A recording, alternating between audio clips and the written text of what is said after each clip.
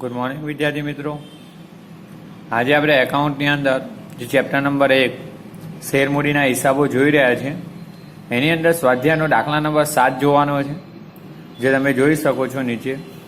છેલ્લે વિદ્યાર્થી મિત્રો દાખલા નંબર 6 આપણે જોઈ ગયા, મરવાના બાકી હપ્તા એ અંગેનો હતો। આજે 7મો દાખલો પણ મરવાના બાકી હપ્તા અંગેનો છે। આ દાખલો આઈએમપી છે, કારણ કે આ જે દાખલો છે એ આગળ જતા ફરીથી આ પ્રકારે જ આવવાનો છે। આ પ્રકારની જ વાક્ય રચનાઓ, પણ એમાં એક નવો કન્ટેન્ટ શેર જપ્તીનો જે દાખલો બોર્ડની અંદર આવેલો છે ભૂતકાળમાં, તો એ પ્રકારના દાખલા છે એ છે એમ સમજી લો। થોડું આમાં નવું ઉમેરાશે। આ તો બાબતો આવડવી જ જોઈએ તમને, મરવાના બાકી હપ્તા। તો આ દાખલો જોઈએ તમારા માટે ઇમ્પોર્ટન્ટ વિદ્યાર્થી મિત્રો। આ દાખલો આપણે બોર્ડવર્કની અંદર ગણવાનો છે। ખાલી અહીંયા હું તમને રકમ સમજાવી દઉં છું, પછી આ દાખલો આપણે બોર્ડવર્કની અંદર જ જોઈશું। એટલે તમે ચોપડી સાથે રાખજો, ચોપડી સાથે રાખીને જ આ દાખલો જોજો તો જ ખ્યાલ આવશે। જોઈએ 7મો દાખલો। નાગપુરની પાગેદાર સુગર લિમિટેડે ₹10નો એક એવા 12 લાખ ઇક્વિટી શેર જાહેર જનતામાં બહાર પાડ્યા। તો આ દાખલામાં વિદ્યાર્થી મિત્રો આપણે જોયું ને, ઇક્વિટી શેરમાં વહેંચાયેલી છે સત્તાવાર થાપણ। હવે આ દાખલામાં સત્તાવાર થાપણ નથી આપી, પણ મેં તમને કીધું સત્તાવાર થાપણનું કંઈ કામ ના હોય। સત્તાવાર થાપણ આપી હોય ને એનો મતલબ એવો કે આનાથી વધુ મૂડી એકઠી કરી શકે નહીં, એ મેં તમને પહેલા પણ કીધું। તો આમાંથી કેટલા શેર બહાર પાડ્યા હતા? 3 લાખ શેર બહાર પાડ્યા હતા।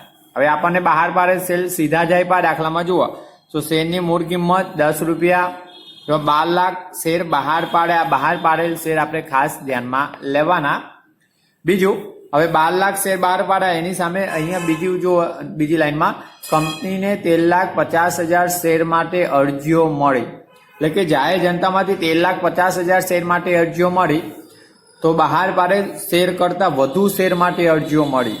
એટલે કે 12 લાખ બહાર પાડ્યા પણ અહીંયા 13,50,000 શેર માટે અરજીઓ મળી, તો વધારાની કેટલી અરજીઓ થઈ? 1,50,000ની। તો આ વધારાની અરજીઓ કંપની નામંજૂર કરીને શેર અરજદારોને નાણાં પરત કરે। તો જુઓ, બોર્ડ ઓફ ડિરેક્ટરની મિટિંગમાં, એટલે કે સંચાલકોની મિટિંગમાં શેર મંજૂર કરવામાં આવ્યા। તો કેટલા શેર મંજૂર કરે? 13,50,000માંથી 12 લાખ જ શેર મંજૂર કરી શકે, જેટલા બહાર પાડ્યા હોય તેટલા જ। આ હંમેશા યાદ રાખવાનું। વધુ શેર માટે અરજીઓ આવે ત્યારે બહાર પાડેલ શેર જ મંજૂર કરી શકે, વધુમાં વધુ। બીજું, શેર માટે વધારાની અરજીઓ નામંજૂર કરવામાં આવે। આ ખાસ, એ તો મેં તમને કીધું, આ વાક્ય રચના આપે તો એ અને ના આપે તો એ વધારાની અરજીઓ હંમેશા નામંજૂર થાય, જે 1,50,000 શેર માટેની, અને તેના નાના શેર અરજદારોને પરત કર્યા। એટલે કે 1,50,000 શેર અરજદારોને જે પણ નાણાં હતા અરજી વખતના એ પરત કરવામાં આવ્યા છે। હવે આ શેર પરની રકમ નીચે મુજબ મંગાવવામાં આવી હતી, એટલે કે હપ્તા અરજી સહિત જોઈએ તો અરજી વખતે શેર દીઠ ₹2.50, મંજૂરી વખતે શેર દીઠ ₹2.50, પ્રથમ હપ્તા વખતે ₹2। હવે આ દાખલાની અંદર 2 હપ્તા આપ્યા। જો અગાઉ સુધી તમે ભણ્યા ને બધામાં એક જ હપ્તો હતો, આખરી હપ્તો મંજૂરી પછી। હવે અહીંયા 2 હપ્તા આપ્યા, તો આમનો તો એ જ પ્રકારે થવાની, ફક્ત 2 હપ્તા હોય તો 2 વધારાની આમનો તો, એટલે કે બીજા હપ્તાની પણ કરવાની। અને છેલ્લા હપ્તા વખતે ₹3 શેર દીઠ મંગાવ્યા। તો જુઓ વિદ્યાર્થી મિત્રો, ₹10 જે શેર દીઠ છે કેવી રીતના મંગાવ્યા? ₹2.50, એટલે ₹5, 5 ને પ્રથમ હપ્તો 2 એટલે ₹7, અને છેલ્લો હપ્તો 3 એટલે ₹10 મંગાવ્યા। 4 હપ્તા થયા, એટલે કે અરજી મંજૂરી પછીના 2 હપ્તા વધારે। હવે આ તમારા માટે મરવાના બાકી હપ્તા। તો જુઓ, ઐશ્વર્યા કે જેને 960 શેર કંપનીએ મંજૂર કરેલા છે, તે પ્રથમ હપ્તા અને છેલ્લા હપ્તાના નાણાં ભરી શકેલ નથી। જોજો, ઐશ્વર્યા એક શેર હોલ્ડર છે જે 900 શેર ધારણ કરે છે, એટલે કે કંપનીના 900 શેર એને મંજૂર કરેલા, પરંતુ એ પ્રથમ અને આખરી હપ્તો, એટલે કે છેલ્લો હપ્તો, એ આખરી હપ્તો ભરી શકેલ નથી। ઓકે, તો જુઓ, 960 શેર પ્રથમ હપ્તા અને 960 શેર છેલ્લા હપ્તામાં નથી ભર્યા, શેર પર સોરી નાણાં 960 શેર પર। આગળ જ્યારે વિનય કે જેના 1200 શેર મંજૂર કરેલા, તે છેલ્લા હપ્તાના નાણાં મોકલી શકેલ નથી, એટલે કે ભરી શકેલ નથી। તો વિનય એક બીજો શેર હોલ્ડર છે જેને કંપનીએ 1200 શેર મંજૂર કર્યા હતા, પરંતુ તે કયો હપ્તો ફક્ત છેલ્લો હપ્તો ભરી શકતો નથી, એટલે કે છેલ્લા હપ્તાના ભરી શકતો નથી. એનો મતલબ કે આ ઉપરના 3 ભરેલા હોય જ. તો હવે છેલ્લા હપ્તામાં 960 ઐશ્વર્યાના અને વિનયના કેટલા 1200 શેર પર નાણાં મળતા નથી. 1200 ને 900 2100 અને ઉપર 60, તો 2100 ને 60 શેર અને પ્રથમ હપ્તા પર 960 શેર પર નાણાં મળતા નથી. આ જાણકારી માટે તમને લખાયું. આગળ આ સિવાય બાકીના શેર હોલ્ડરો પાસેથી સમયસર બધી જ રકમ મળી ગઈ, એટલે કે કંપનીએ અરજી મંજૂરી હપ્તા જે સમયે મંગાવ્યા એ સમયે બધા શેર હોલ્ડરો, જે આ 2 સિવાયના વિનય અને ઐશ્વર્યા સિવાયના બધા શેર હોલ્ડરો પાસેથી નાણાં મળી ગયા. બીજું, ઐશ્વર્યા અને વિનયે પછીથી આ ખાસ ઉપર મળવાના બાકી હપ્તાની રકમ ભવિષ્યમાં મળી એવું આપી નહોતું. આમાં એ પૂછી જુઓ, ઐશ્વર્યા અને વિનયે પછીથી બાકી હપ્તાની રકમ, એટલે જે ભર્યા નહોતા ને પ્રથમ અને આખરી હપ્તા, એ બાકી હપ્તાની રકમ કંપનીને ચૂકવી હતી, તો એક વધારાની આમનોંધ આવી. બીજું, વ્યાજની અસરો આપ્યા વગર ઉપરના વ્યવહારો અંગે જરૂરી આમનોંધ કંપનીના ચોપડે પસાર કરો. ખાસ મારે આ બાબત તમને આગળ પણ કહેવાની રહી ગઈ. ભરવાના બાકી હપ્તા અંગેની જ્યારે મેં થિયરી ચલાવી ત્યારે થિયરીની અંદર કીધું હતું કે આર્ટિકલમાં જોગવાઈ હોય તો મરવાના બાકી હપ્તા પર જે રકમ છે એ રકમ પર કંપની વ્યાજ વસૂલ કરી શકે. એમાં કંપની ધારા અન્વયે વધુમાં વધુ કંપની 10% વ્યાજ, વાર્ષિક 10% આઈ થિંક જોગવાઈ હતી કે વ્યાજ વસૂલ કરી શકે, પરંતુ એ વ્યાજ માફ કરવાનો અધિકાર પણ ડિરેક્ટરોને છે. એ મેં તમને શીખવાડ્યું. પણ યાદ રાખવાનું કે આપણા અભ્યાસક્રમમાં વ્યાજ ગણવાના કે વ્યાજની નોંધ કરવાના દાખલા એટલે કે સિલેબસમાં છે નહીં. તમને આ વાક્યરચના આપે કે વ્યાજની અસર વગરના વ્યવહારો, તો એ કંઈ કામનું નથી. વ્યાજની અસરો આમે પણ તમારે અભ્યાસક્રમમાં છે જ નહીં, આપવાની હોતી જ નથી. આની અંદર કહી દીધું કે વ્યાજની અસર વગર આપો, એટલે આપણે તો વ્યાજનો ઉલ્લેખ જ નથી, ટકાવારી પણ નથી ને ગણવાનું પણ નથી. ઓકે, આપણે ફક્ત આમનોંધો પસાર કરવાની પૂછી છે, તો એ આમનોંધો ગણીશું. ઓકે, તો વિદ્યાર્થી મિત્રો, તમે ચોપડીની અંદર આ બાબતો ધ્યાન રાખજો અને સમજજો. બોર્ડવર્કની અંદર આપણે આ દાખલો ગણીએ છીએ. આગળ જોઈએ હવે બોર્ડવર્કમાં. હવે જોઈએ વિદ્યાર્થી મિત્રો, આગળ આપણે દાખલા નંબર 7માં નાગપુરની પાગેદાર સુગર લિમિટેડ, એની અંદર ગણતરી કરાવી દો પહેલા, અને પછી ત્યારબાદ આપણે આમનોંધો જોઈશું. તો પહેલા ચોપડીની અંદર ધ્યાન આપજો ફરીથી, અને ચોપડીની અંદર જે રકમ છે એ હું તમને બતાવી દઉં છું.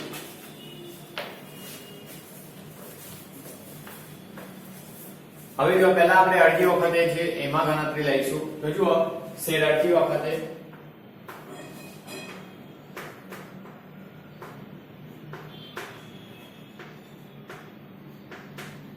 તો વિદ્યાર્થી મિત્રો, તમને શેર અરજી વખતે પહેલા કેટલા શેર માટે અરજીઓ મળી તે જોવાની હોય. એટલે કે અરજદારોએ 13,50,000 શેર માટે અરજીઓ કરી છે. તો અહીંયા 13,50,000 શેર, હવે નીચે લખીશ, જગ્યા નથી એટલે 13,50,000 શેર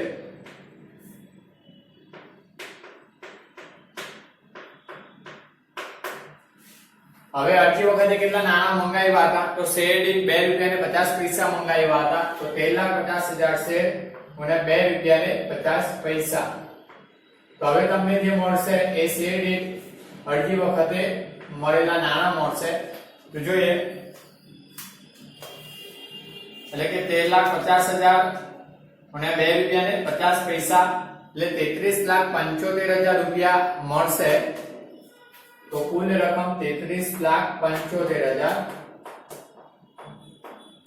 ત્યારબાદ હવે 13,50,000 શેર અરજીઓ મળી, પણ કંપનીએ તો કેટલા શેર 12 લાખ શેર જ બહાર પાડેલા છે, ઇક્વિટી શેર. તો 12 લાખ જ મંજૂર કરી શકે અને વધારાના ના મંજૂર કરે. તો વધારાની શેર અરજીઓ છે બાદ કરી લો, તો માઈનસ ના મંજૂર શેર અરજી, અરજી. તો ના મંજૂર અહીંયા શેર અરજી અહીંયા લખીશ. ઓકે, તો કેટલા 1,50,000 શેર થવાના. 12 લાખ શેરમાં 13,50,000 શેરમાંથી 12 લાખ શેર મંજૂર કર્યા.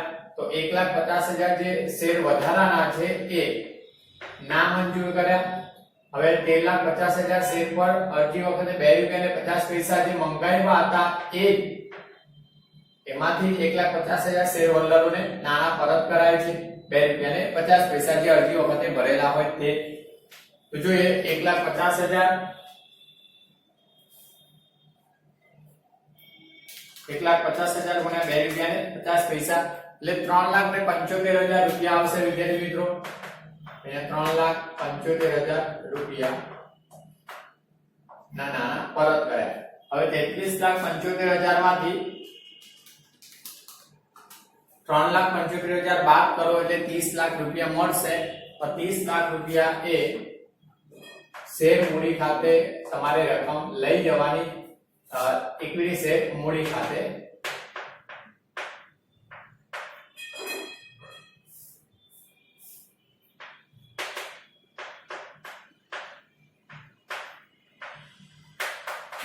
બીજું ખાસ વિદ્યાર્થી મિત્રો આ 30 લાખ કયા તો 12 લાખ શેર જે બહાર પાડ્યા હતા એ 12 લાખ શેર પર 2 રૂપિયા ને 50 પૈસા જે રકમ છે એ જ રકમ શેર મૂડી ખાતે લઈ જવાય તો એ 30 લાખ જ આવે।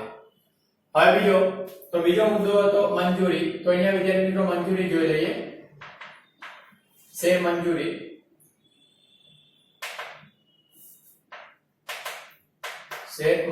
વખતે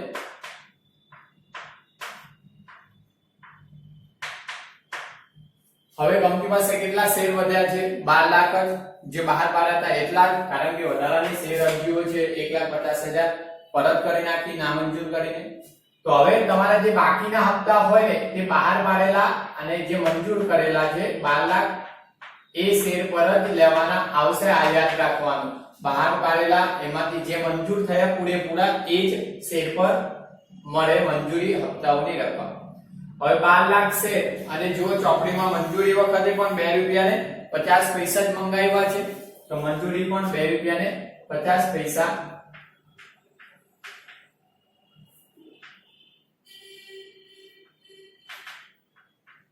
તો 12 લાખ શેર ગુણ્યા 2 રૂપિયા ને 50 પૈસા, તો 12 લાખ ઇન્ટુ 2 રૂપિયા ને 50 પૈસા એટલે 30 લાખ રૂપિયા આવશે। તો અહીંયા 30 લાખ રૂપિયા એ મંજૂરીની રકમ પૂરેપૂરી મળે છે। મંજૂરી તો બધા શેર પર જ મળે છે પણ હપ્તા હવે ખાસ જોઈએ ત્યારે જોવાનું। ચલો તો મંજૂરીનો ક્લિયર। હવે આવ્યા હપ્તાની વાત કરીએ તો જુઓ ત્રીજો ઇક્વિટી શેર પ્રથમ હપ્તા વખતે, શેર પ્રથમ હપ્તા વખતે। હવે ખાસ જુઓ પ્રથમ હપ્તો 12 લાખ શેર પર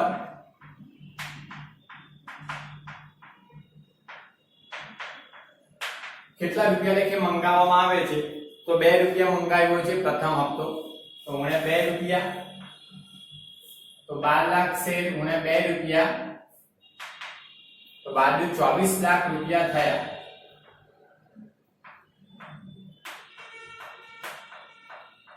પ્રથમ હપ્તો 24 લાખ રૂપિયા મંગાવ્યો। હવે એમાંથી તમે જુઓ નીચે વાંચો છો કે ઐશ્વર્યા જે 960 શેર પર પ્રથમ અને આખરી એટલે કે છેલ્લો હપ્તો ભરતી નથી।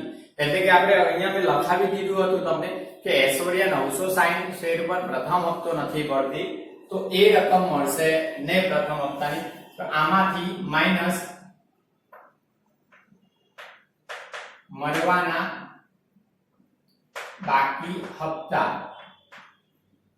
કયો શેર હોલ્ડર તો ઐશ્વર્યા। આ જાણકારી માટે ઓકે ઐશ્વર્યાએ કેટલા શેર ધારણ કર્યા હતા 960 શેર। પ્રથમ હપ્તાની રકમ કેટલી 2 રૂપિયા ભરતી નથી શેરની। ઓકે તો 960 ગુણ્યા 2 રૂપિયા એટલે 1920 રૂપિયા ભરતી નથી તો માઈનસ 1920 રૂપિયા।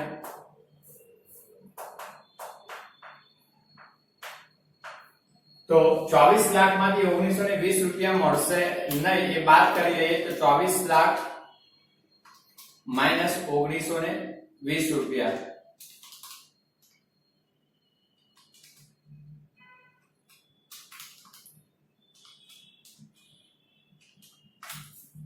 23,98,080 રૂપિયા મળશે. 23,98,080 રૂપિયા મળશે. આટલી રકમ મળશે ને તે બેંક ખાતે આવશે અને નહીં મળે તે હપ્તા ખાતે લખીશું ઉધાર. રાઈટ.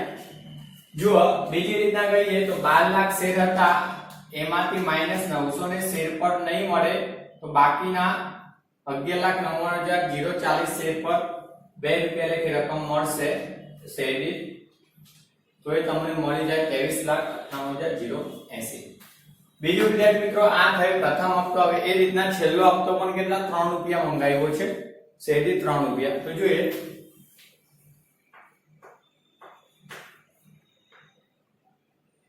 ઇક્વિટી શેર આખરી હપ્તા વખતે.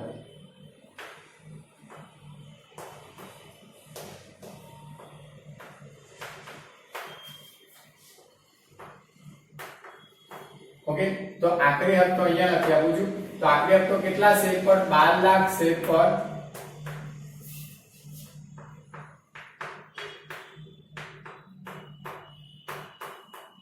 શેરથી 3 રૂપિયા લેખે મંગાવ્યો છે.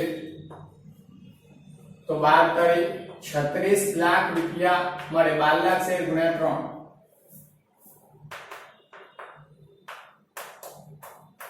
હવે 36 લાખ રૂપિયા મળવા જોઈએ 3 રૂપિયા લેખે મંગાવ્યા તે.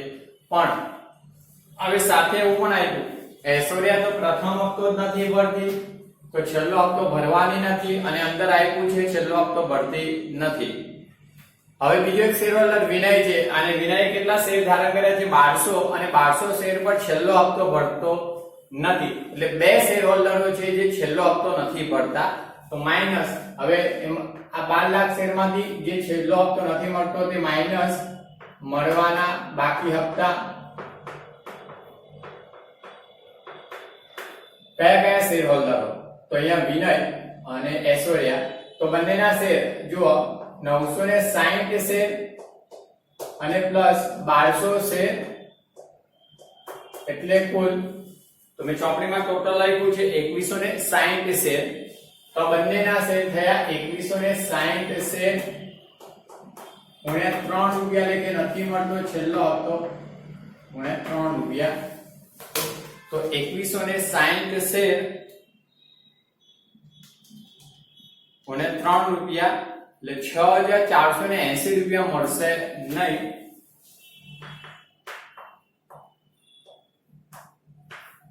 જોઈએ તો 36 લાખ માંથી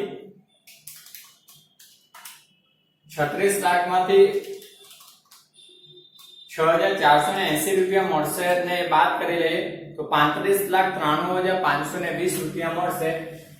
રૂપિયા 35,93,520 રૂપિયા મળશે. ઓકે, અને જે રકમ મળશે તે બેંક ખાતે આપણે લખીશું. ઓકે, તો બસ વિદ્યાર્થી મિત્રો આ બધી જ ગણતરી હતી. તમે આ બધી ગણતરી છે નોટબુકમાં ઉતારી લો અત્યારે, કારણ કે અહીંયા હું તમને આમ નોંધો કરાવીશ બંને બાજુમાં. ને આ ગણતરી પણ પાછી દાખલામાં લખાવી દઈશ એટલે સરળ પડશે, કારણ કે આગળ જતા બધી ગણતરીઓ કોઈ જરૂર નથી, મોડેલ થઈ જશે. આ તો હજુ શીખો છો, ત્રીજો દાખલો છે એટલે ખ્યાલ આવે એટલા માટે કરી છે. ઓકે, તો લખી લેજો.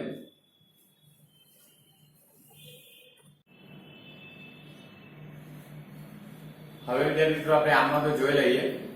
તો તમારે ટાઇટલની અંદર નાગપુરની પાકીજા સુગર લિમિટેડની આમનો ખાસ આમનોંધના ખાના બનાવીને એક્ઝામની અંદર પણ લખવાની અને અત્યારે નોટબુકની અંદર પણ આમનોંધના ખાના બનાવીને જ લખવાની છે.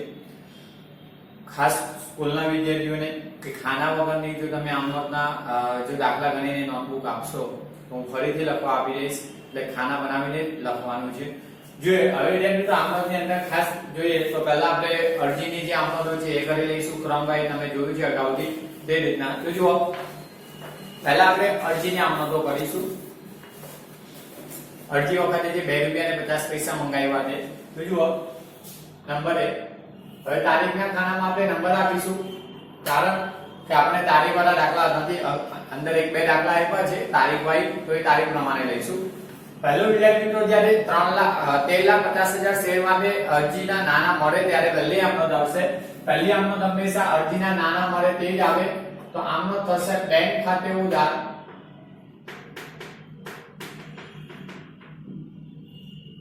તે ઇક્વિટી શેર અરજી ખાતે ઇક્વિટી શેર અરજી ખાતે.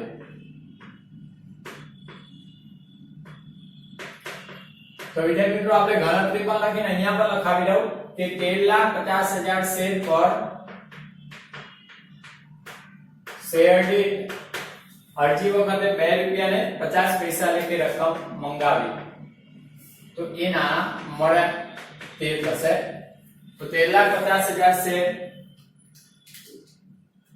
અને 2 રૂપિયા ને 50 પૈસા તો 33,75,000 રૂપિયાના નાણાં મળશે. તો ઉધારમાં 33,75,000 એવી જ રીતે જમામાં પણ 33,75,000 રૂપિયા આવશે. ઓકે, બાબત જે વિદ્યાર્થી મિત્રો લખાવી દો અથવા અગાઉ જે લખાવી તે પ્રમાણે બોલી નાખું. જુઓ કેવી રીતના લખવાની છે. 13,50,000 શેર પર શેર દીઠ ₹2 શેર દીઠ ₹2 ને 50 પૈસા લેખે અરજીના નાણાં મળ્યા તેના. રાઈટ. હવે આમાંથી વિદ્યાર્થી મિત્રો જે આપણે 12 લાખ શેર અરજીના નાણાં મંજૂર કર્યા એ શેર મૂડી ખાતે લઈ જવાના અને 1,50,000 શેરના નાણાં પરત કરવામાં આવે છે નામંજૂર કરીને. તે આપણે નામંજૂર બેંક ખાતે લઈ જઈશું. તો બીજી આમનોંધ સંયુક્ત લખવાની એટલે કે ઇક્વિટી શેર અરજી ખાતે ઉધાર શેર અરજી ખાતે ઉધાર. હવે જો જે આપણે બહાર પાડ્યા હતા એ મંજૂર કર્યા તે ઇક્વિટી શેર મૂડી ખાતે ઇક્વિટી શેર મૂડી ખાતે.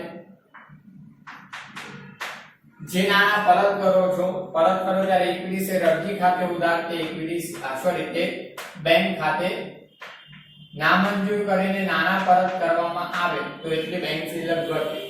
રાઈટ. તો બેંક ખાતે જમા.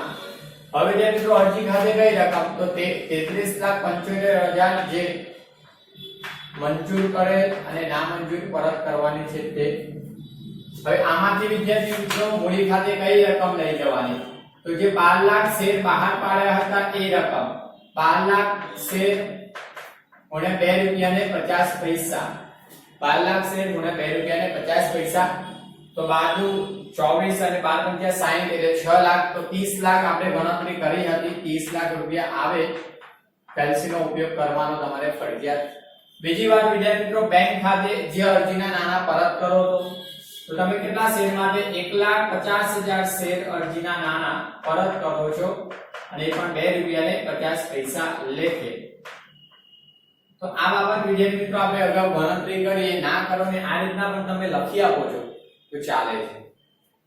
તો 1,50,000 ગુણ્યા 2 રૂપિયા ને 50 પૈસા તો જોઈએ 1,50,000 શેર ગુણ્યા 2 રૂપિયા ને 50 પૈસા તો 3,75,000 રૂપિયાના નાણાં પરત કર્યા. જે આમાંથી બાદ કરીને પણ તમે લખી શકો છો.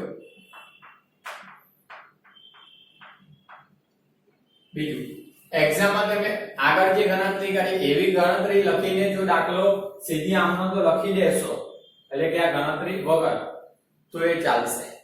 અને જો આગળ જે ગણતરી કરી એ ના દર્શાવો અને આ રીતના આમનો અને સાથે જે રકમ જે શેર ને શેર દે એ લખશો તો ચાલશે. અને પેપર ચેકર છે એના માટે પણ તમારો જે માર્ક્સ કાપવાનો કોઈ મોકો પણ નહીં વધે. તમારા માટે સેફટી છે કારણ કે તમે આ કોપી કરીને આમનો તો નથી લખતા એ સાબિત થાય છે આ ખાસ એટલે તમને એટલો ફાયદો છે. હવે બાબત જે વિદ્યાર્થી મિત્રો તો જુઓ બાબત જેમાં એ આવશે કે 1,50,000 શેર અરજીના નાણાં પરત કર્યા જ્યારે બાકીના 12 લાખ શેર અરજીના નાણાં શેર મૂડી ખાતે લઈ ગયા તેના. ઓકે લખી લેજો એની બાબત જે. હવે ત્રીજી આમનોંધ આવશે મંજૂરીની. તો વિદ્યાર્થી મિત્રો મંજૂરીની આમનોંધ પહેલા મંજૂરી હવે આનાથી ઉલટી આમનોંધ આવે હંમેશા. આગળ પણ કીધું હવે આ શેર મંજૂર થઈ ગયા જે મૂડી ખાતે લઈ ગયા 12 લાખ. તો હવે મંજૂરીની રકમ મંગાવશે કંપની સમયાંતરે. તો પહેલા લેણી થાય અને પછી બીજી આમનોંધમાં મળે ત્યારે આમનોંધ લખવાની. કારણ કે કંપની આજે મંગાવતી હોય શેર અરજદારો પાસેથી મંજૂરીની રકમ અને ત્યારબાદ સમયાંતરે 1 મહિનો 2 મહિના કે 15 દિવસ કે 10 દિવસની અંતે શેર હોલ્ડરો ભરે રકમ ત્યારે ભરે ત્યારે કંપની પાસે નાણાં મળે એની આમ નોંધ આવે તો પહેલા લેણી થાય એની આમ નોંધ તો શેર અરજીની રકમ લેણી થાય ત્યારે ઇક્વિટી શેર મંજૂરી ખાતે ઉધાર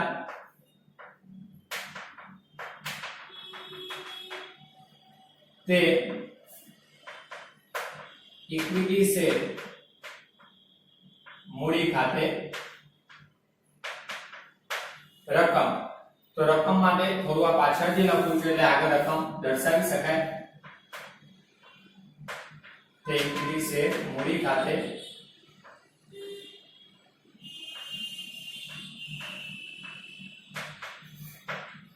રકમ તો રકમમાં વિદ્યાર્થી મિત્રો આપણે ખાસ જોવાના કેટલા શેર હતા તો આપણે 12 લાખ શેર પર હવે મંજૂરીની રકમ તો શેર દીઠ મંજૂરી પણ 2 રૂપિયા ને 50 પૈસા લેખે જ મંગાવી છે તો 12 લાખ શેર અને 2 રૂપિયા ને 50 પૈસા ઓકે તો એ જ થવાનું 12 લાખ શેર પર 2 રૂપિયા ને 50 પૈસા એટલે કેટલી રકમ 30 લાખ રૂપિયા આવશે મંજૂરીની રકમ મંગાવી જે લેણી થઈ કહેવાય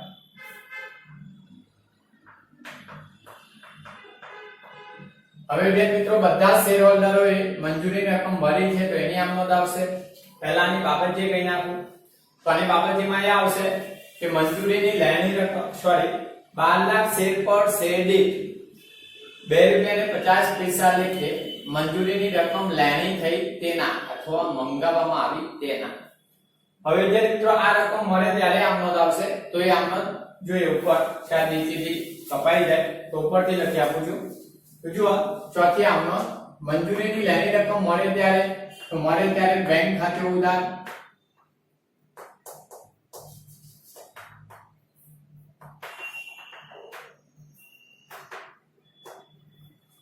તે ઇક્વિટી શેર હવે મંજૂરી ખાતું ક્લોઝ થઈ જાય તો ઇક્વિટી શેર મંજૂરી ખાતે રાઈટ તો કેટલી રકમ તો આ પૂરેપૂરી મળે છે એટલે ત્યાં શેર ને શેર દીઠ લખતો નથી પૂરેપૂરી રકમ લખી રહ્યો છું 30 લાખ 30 લાખ રૂપિયાની રકમ મળે પૂરેપૂરી ઓકે બેંક ખાતે ઉધાર ને ઇક્વિટી શેર મંજૂરી ખાતે મંજૂરીની રકમ મળી તો બાબત જે મંજૂરીની લેણી રકમ મળી તેના ઓકે મંજૂરીની લેણી રકમ મળી તેના હવે મિત્રો મંજૂરી ત્યારબાદ પ્રથમ હપ્તો આવશે આપણી પાસે 2 હપ્તા છે તો જો ઇક્વિટી શેર પ્રથમ હપ્તો શેર દીઠ 2 રૂપિયા લેખે મંગાવ્યો તો પહેલા મંગાવવામાં આવે તેની આમ નોંધ તો પાંચમી આમ નોંધ જોઈએ ઇક્વિટી શેર પ્રથમ હપ્તા ખાતે ઉધાર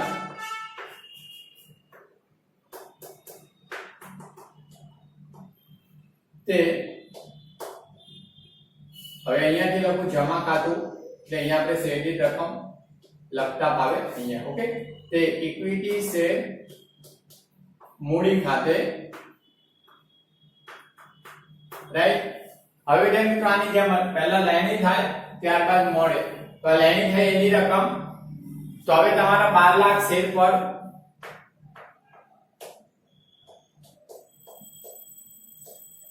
શેર દીઠ કેટલા 2 રૂપિયા લેખે રકમ લેણી થઈ છે આ 12 લાખ શેર છે જગ્યાના અભાવે શેર શબ્દ નથી લખ્યો તો 12 દુ 24 લાખ રૂપિયાની રકમ લેણી થઈ પ્રથમ હપ્તાની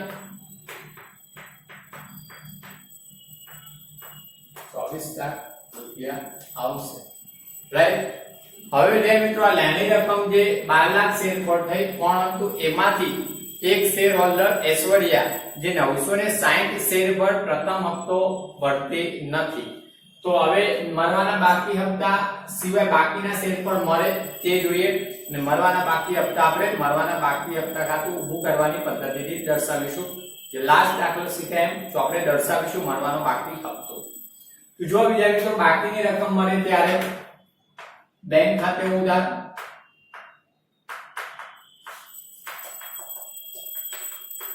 હવે એક હપ્તો નથી મળતો તો અહીંયા મળવાના બાકી હપ્તા ખાતે ઉધાર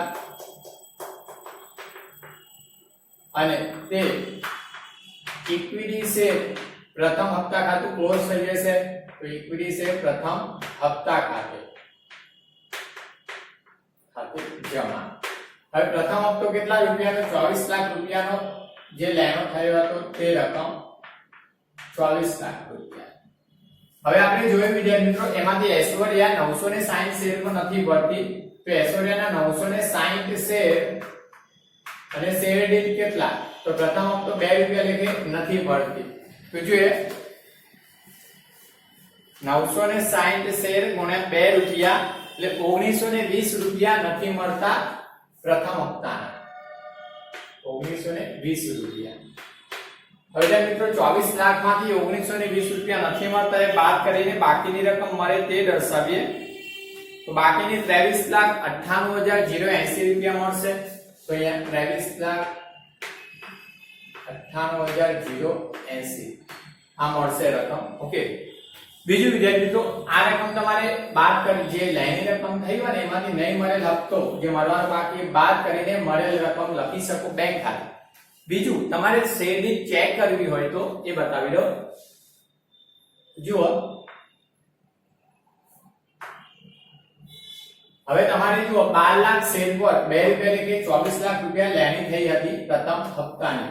ઓકે હવે 12 લાખ શેર માંથી 960 શેર પર રકમ મળતી નથી તો 12 લાખ શેર માઈનસ 960 શેર એટલે 11,99,040 શેર ગુણ્યા 2 રૂપિયા લેખે મળશે. ફરીથી યાદ કરાવું 12 લાખ શેર પર 2 રૂપિયા લેખે રકમ લેણી થઈ હતી પરંતુ 12 લાખ શેર માંથી 960 શેર પર હપ્તો મળતો નથી તો એ બાકીના શેર પર મળે છે તો 12 લાખ શેર માઈનસ 960 શેર બાદ કરી લો તો તમને 11,99,040 શેર મળે. એ શેર પર 2 રૂપિયા લેખે રકમ જે મળી ગુણ્યા 2 રૂપિયા એટલે 23,98,080 રૂપિયા મળી રકમ આવી જશે. ચેક કરવી હોય ઓકે તો ચેક કરવાની કોઈ જરૂર ના હોય તમે અહીંયાથી 24 લાખમાં જે બાદ કરી લખો તો આવી જાય. ઓકે હવે મિત્રો આગળ જોઈએ આપણે આ વાત થઈ પ્રથમ હપ્તાની એ રીતના છેલ્લો હપ્તો આવ્યો તો આ જે સેમ આમનો તો આવશે. મેં કીધું આગળ હપ્તા તો વધતા જાય ને ખાલી પ્રથમ હપ્તો ની જગ્યાએ બીજો હપ્તો રાઈટ બાકી બધું એમના એમ આવે લાઈન થાય ને મળે. તો સાથે આપણે જોઈએ વિદ્યાર્થી મિત્રો થોડી જગ્યાનો અભાવ છે એટલે થોડું સાંકડું થશે જોઈ લઈશું આપણે. પ્રથમ હપ્તા પછી ઇક્વિટી શેર આખરી હપ્તો એની રકમ લેણી થાય પહેલા તે લખીએ. છેલ્લો હપ્તો લખ્યું છે તો ઇક્વિટી શેર આખરી હપ્તા ખાતે છેલ્લો એટલે આખરી લખાય શબ્દ અથવા છેલ્લો પણ લખી શકાય. ઇક્વિટી શેર આખરી હપ્તા ખાતે ઉધાર તે ઇક્વિટી શેર મૂડી ખાતે જમા. ઓકે થોડું નાનું લખ્યું છે ફરીથી બોલો ઇક્વિટી શેર આખરી હપ્તા ખાતે ઉધાર તે ઇક્વિટી શેર મૂડી ખાતે સેમ જ આમનો આવશે ખાલી અહીંયા આખરી હપ્તો શબ્દ આવશે. હવે આખરી હપ્તો 12 લાખ શેર પર જે બહાર પાડ્યા હતા એ 12 લાખ શેર પર આ 2 રૂપિયા હતો તો આખરી હપ્તો જોઈએ 3 રૂપિયા લેખે લેવાનો રહ્યો છે તો 12 લાખ શેર ગુણ્યા 3 રૂપિયા તો બાદ કરી 36 લાખ રૂપિયા આવશે. 36 લાખ રૂપિયા.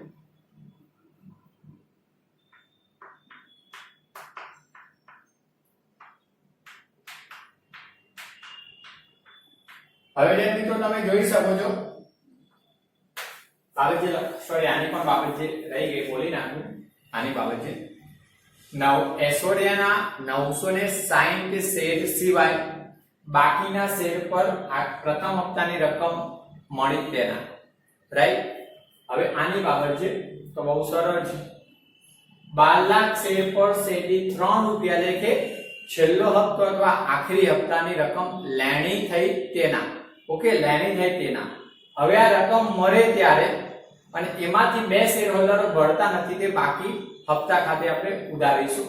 તો જુઓ તમે ચોપડીની અંદર 960 શેર પર એશ્વર્યા નથી ભરતી આખરી હપ્તો અને વિનય કે જે 1200 શેર ધારણ કરે છે તે 1200 શેર પર છેલ્લો હપ્તો નથી પડતો. ઓકે, એટલે બંનેના શેરનું ટોટલ કરો તો 2160 શેર પર આખરી હપ્તો મળતો નથી. બાકીના શેર પર મળે તો જે મળે છે એ રકમ બેંક ખાતે ઉધાર,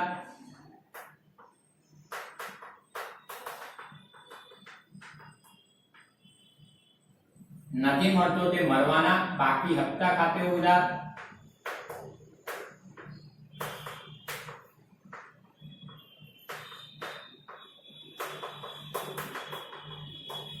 અને તે ઇક્વિટી શેર આખરી હપ્તા ખાતું ચોપડેથી જમા થઈ જશે. મળી જાય ત્યારે ઇક્વિટી શેર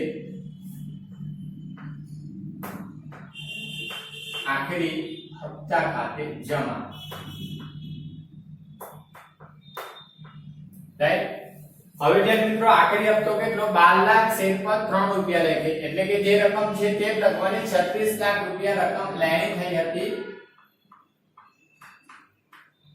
હવે એમાંથી જોઈએ વિદ્યાર્થી મિત્રો કેટલા શેર પર, તો જુઓ 960 શેર પ્લસ વિનયના 1200 શેર એટલે કે 2100 ને બરાબર કરીને લખું 2160 શેર પર કેટલા 3 રૂપિયા લેખે હપ્તો મળતો નથી. તો 2160 શેર ગુણ્યા 3 રૂપિયા 6480 રૂપિયા. જે અગાઉ આપણે ગણતરી કરી હતી એમાં પણ લખેલું છે 6480 રૂપિયા રકમ મળતી નથી. રાઈટ. હવે જે મિત્રો બાકીની રકમ મળે તો 36 લાખ માઈનસ 6480 તો 35,93,520 રૂપિયા મળે છે. Okay, right. હવે ખાસ ચેક કરવી હોય તો 12 લાખ શેર પર આખરી હપ્તાની રકમ લેણી થઈ, પરંતુ એમાંથી બે શેર હોલ્ડરો જે 2160 શેર છે એ શેર પર મળતી નથી. તો 12 લાખ શેર માઈનસ 2160 શેર તો 11 લાખ અહીંયા લખી આપું જે રકમ મળે છે જાણકારી માટે 11,97,840 શેર પર 3 રૂપિયા લેખે આખરી હપ્તાની રકમ જે મળી તે તો ગુણ્યા 3 રૂપિયા કરી દેશો એટલે 35,93,520 રૂપિયા જે મળેલ રકમ આવશે. એટલે કે 12 લાખ શેર હતા એમાંથી 2160 શેર પર મળતી નથી અને બાકીના શેર પર રકમ મળે છે. ઓકે, તો બસ વિદ્યાર્થી મિત્રો આ તમારા 4 હપ્તા થઈ ગયા. એટલે કે અરજી મંજૂરી પ્રથમ હપ્તો અને આખરી હપ્તો. આની બાબત જેમાં લખવાનું અને લખી લેજો યાદ રાખીને કે એસોડિયાના 960 શેર જ્યારે વિનયના 1200 શેર પર આ 1200 શેર સિવાય બાકીના શેર પર આખરી હપ્તાની લેણી રકમ મળી તેના. રાઈટ. તો બસ વિદ્યાર્થી મિત્રો આ દાખલો છે તમારે ફોર્મેટ જે આમનો તો બનાવીને લખી લેવાનો છે અને એની અંદર ગણતરી આ પણ ગણતરીઓ સાથે લખજો એટલે આગળ જતા આ પ્રકારની ગણતરીઓ લખવાની છે તમને સરળ પડશે. તો આ બોર્ડ વર્કનો દાખલો ઉતારી લેજો અને આ પ્રકારનું ઉદાહરણ છે એની પ્રેક્ટિસ કરજો. ખાસ આ દાખલો ઇમ્પોર્ટન્ટ છે કારણ કે આ પ્રકારના જે દાખલા છે ને મળવાના હપ્તા એ આમનો તો સહિતના તમારા દાખલા આવશે. અને બીજું તમારે આગળ પણ જે જપ્તીના દાખલા ખાસ મુખ્ય છે બોર્ડની અંદર ઇમ્પોર્ટન્ટ એ દાખલા આ જ દાખલાને આધારે બીજી વધારાની આમનો તો આવશે જપ્તી. આ જ પ્રકારે વિદ્યાર્થી મિત્રો આમાં એક કન્ટેન્ટ રહી જાય છે કયો તો ઉપર કીધું હતું કે છેલ્લે એક આમનો છે ને એસોડિયા અને વિનય પાછળથી એટલે કે પછીથી હપ્તાની રકમ કંપનીને ચૂકવી આપી છે. રાઈટ. તો હવે એક આમ તો તમારો દાખલો પૂરો છે અને આગળ આ પ્રકારે ચૂકવી આપે એવું પાછળથી ના આપે તો કોઈ આમનોંધ કરવાની નથી. પણ હવે પાછળથી ચૂકવી આપી તો વધારાની એક આમનોંધ થશે. જો વિદ્યાર્થી મિત્રો તો આ એક આમનોંધ જવા દઉં છું. આ આમનોંધ લખી લેજો. અહીંયા એક આમનોંધ આવી જશે છેલ્લે એક વધારાની જે પૂછી છે તો આ એક આમનોંધ જવા દઉં છું કારણ કે આ આમનોંધ સરળ છે તમને આવડી જાય એવી છે.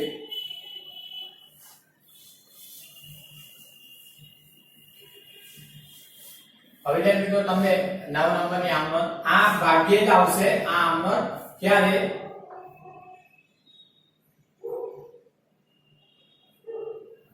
આ 9 નંબરની આમ નોંધ એટલે કે આ પ્રકારના દાખલા પૂરો થયા પછી આ પ્રકારની આમ નોંધ ત્યારે જ આવશે કે સ્પષ્ટ કીધું હોય કે જે મળવાના બાકી હપ્તા હતા એ હપ્તાની રકમ પાછળથી એટલે કે અમુક સમય પછી શેર હોલ્ડરે કંપનીને ભરી દીધી છે તો હવે ભરી દીધી હોય ને તો કંપનીને એટલી બેંક સિલક મળે તો બેંક ખાતે ઉધાર અને મળવાના બાકી હપ્તા જે ચોપડે છે એ ખાતું ક્લોઝ થઈ જાય એટલે જમા થઈ જશે કારણ કે તમે જુઓ છો મળવાના બાકી હપ્તા ખાતું શું છે ઉધાર પ્રથમ હપ્તા વખતે અને આખરી હપ્તા વખતે હવે એ શેર હોલ્ડરો પાસેથી રકમ મળી જાય તો બેંક સિલક એટલી વધે આવે તો ઉધાર અને મળવાના બાકી હપ્તા શું થઈ જશે ક્લોઝ જમા રાઈટ તો જુઓ 9મી આમનો બેંક ખાતે ઉધાર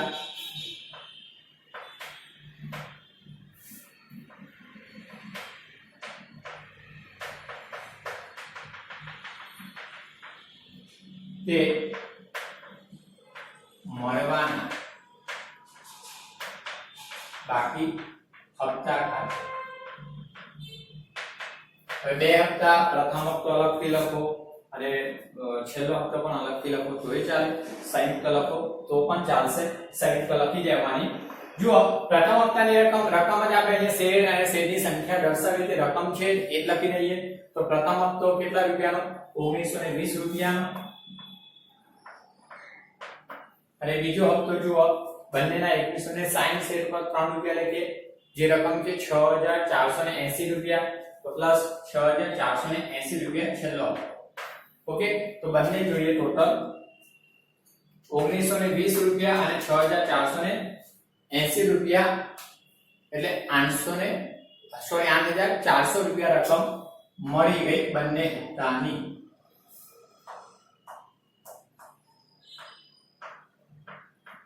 ઓકે બાબત જે શોર્ટમાં લખવી હોય તો બાકી હપ્તાની રકમ